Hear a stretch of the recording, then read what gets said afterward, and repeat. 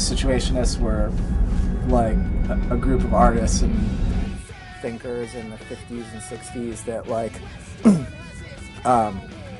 basically they were on this quest to experience real actual life every day, and they were against work, and they were activists and just really inspiring, and the whole thing kind of ended up eating itself and disappearing. But through that process of like learning about these books and these historical reactions, it really it blew my mind actually, and for the first time I saw what I was doing and what I was a part of as part of a like linear historical sort of event.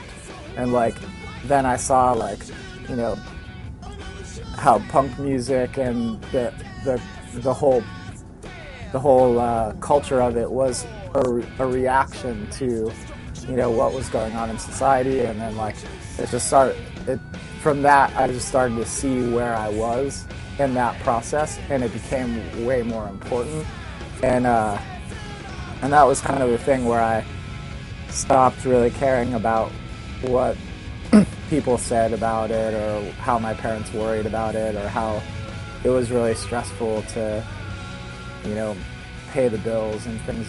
I play in a band called the AKAs from Philadelphia. We're a righteous punk rock and roll outfit. I'm also a freelance graphic designer and a tattoo artist.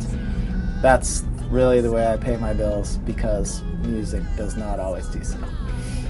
Since I was really young, I kind of went through a weird family time, and just being a sort of like middle class white kid, like experiencing the monotony of that like early on. I came into contact with punk music and early form of hip hop, and got involved in skateboarding, and just like really felt a strong connection to the family and community aspect of it, and it just really changed my life. And as I grew up and kind of felt like at some point there was a time where I was supposed to be doing something adult, it just seemed that I kept carrying that inspiration forward and trying to inspire other people.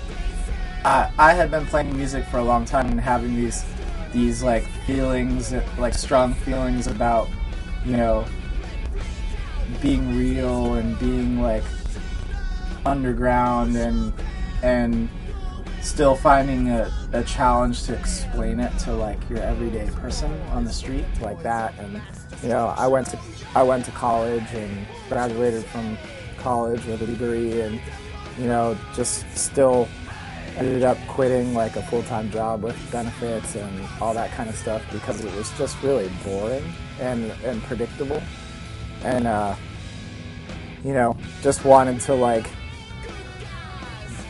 be part of something that would be potentially life-changing for someone else, or that could be like noteworthy 5 years from now. Because I feel like so much music and art and culture is just bought and sold. It's like a product of like a Colt 45 marketing scheme, or a Disney movie or a car commercial. And like when people ask like what our band sounds like, or what our musical influences are, or me personally, it's just I tell them that it's doesn't sound like a specific band, but it sounds like these certain times in history when things were really critical.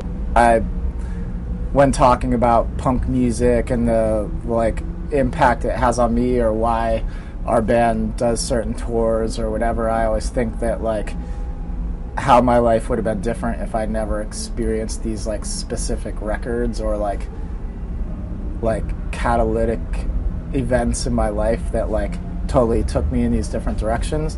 So I think that I feel a responsibility as an artist and a musician to create that opportunity for a 14-year-old like girl at Warped Tour. It feels critical